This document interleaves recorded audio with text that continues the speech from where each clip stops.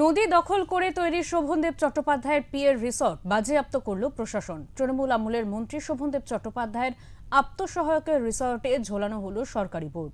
অভিযোগ, নদী দখল করে তৈরি করা হয়েছিল রিসর্ট। কড়া পদক্ষেপ প্রশাসনের। ডুয়ার্সের মাল মহকুমার মেটেলি ব্লকে নদী ও সরকারি জমি দখল করে গড়ে ওঠা Grand Dooars Eco Resort seal করে দিল প্রশাসন। মেটেলি ব্লক প্রশাসন, ভূমি ও ভূমি সংস্কার দফতর এবং পুলিশের একটি যৌথ দল সেখানে গিয়ে সরকারি বোর্ড ঝুলিয়ে জায়গাটি নিজেদের হেফাজতে নেয়। প্রায় 1 একরেরও বেশি সরকারি জমি দখল করে এই রিসর্টটি তৈরি করা হয়েছিল। গত 1 জুলাই মাল মহকুমা প্রশাসনের তরফ থেকে রিসর্ট কর্তৃপক্ষকে 10 দিনের মধ্যে এলাকা খালি করার নোটিশ দেওয়া হয়। সেই সময়সীমা পেরিয়ে যাওয়ার পরে এই প্রশাসনিক পদক্ষেপ নেওয়া হয়েছে। এই ঘটনাকে কেন্দ্র করে শুরু হয়েছে রাজনৈতিক চর্চা।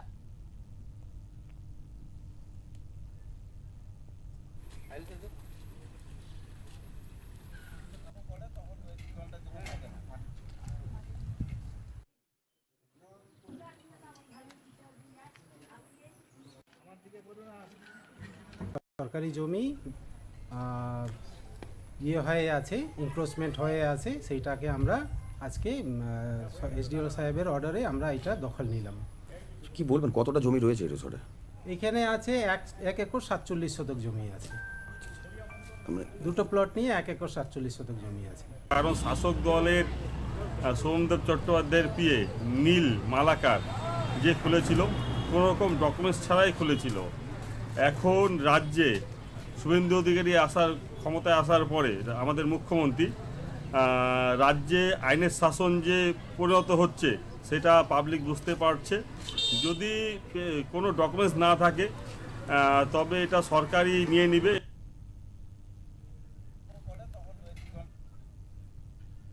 এ বিষয়ে আমরা কথা বলে নেব। আমাদের সঙ্গে টেলিফোন লাইনে রয়েছেন আমাদের প্রতিনিধি উজ্জ্বল হোর। উজ্জ্বল, এই মুহূর্তে যে খবরের দিকে নজর রাখা হয়েছে, শোভনদেব চট্টোপাধ্যায়ের পিয়ের যে রিসর্ট, সেই রিসর্ট ইতিমধ্যেই বাজেয়াপ্ত করেছে প্রশাসন। কি আপডেট রয়েছে তোমার কাছে এই বিষয়ে? দেখো দেবাঞ্জলি, যেটা আমরা গতকাল যেটা মুখ্যমন্ত্রী শুভেন্দু অধিকারী যেটা বলেছিলেন অরণ্য সপ্তাহ শুরুর ঠিক সময়, যে ডুয়ার্সে লুট করেছে তৃণমূল গত 15 বছরে। বিশেষ করে উনি একটি জায়গার নাম উল্লেখ করেছিলেন, ডুয়ার্সের জলপাইগুড়ি জেলার মালবাজার মহকুমার চালসা।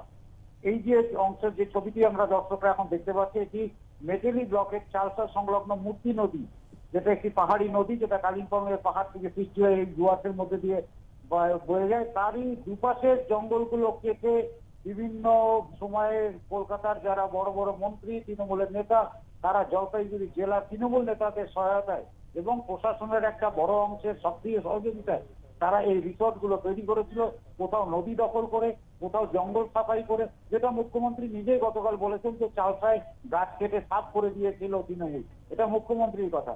সুতরাং এর পাশাপাশি আমরা যেটা বিজেপি সরকার ক্ষমতায় আসার আগে থেকেও দেখছিলাম যে বিজেপির স্থানীয় নেতৃত্ব বারবার এই প্রশ্ন করছিল যে গোটা ডুয়ার্সের পরিবেশকে একটা ধ্বংসাত্মক অবস্থায় পৌঁছে দিচ্ছে তৃণমূল। আজ কিন্তু সেই ছবিই আমরা পরিষ্কারভাবে দেখতে পাচ্ছি।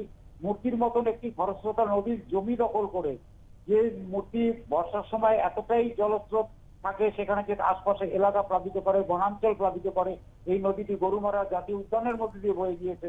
সেই নদীর যে স্বাভাবিক গতি, সেটাকে অবরুদ্ধ করে সেই জমি দখল করে মন্ত্রী শোভনদেব চট্টোপাধ্যায়ের আত্মসহায়ক এরকম অনেকেই রয়েছেন। তাদের নামে বেনামে ডুয়ার্সের একাধিক রিসর্ট রয়েছে, যার খবর আমরা পাচ্ছি, এবং যারা পর্যটন শিল্পের সাথে যুক্ত স্থানীয় যারা, তারা এই অভিযোগ ইতিমধ্যেই তুলছে যে ভূমিপুত্র নয় এমন মানুষের সংখ্যাই বেশি যারা গোটা ডুয়ার্সকে কংক্রিটের জঙ্গলে পরিণত করেছে এবং যারা গাছ কেটে সাফ করে আজকে পরিবেশকে ধ্বংস করেছে, এমন অভিযোগ কিন্তু বারবার উঠে আসছে তাদের মুখ থেকে।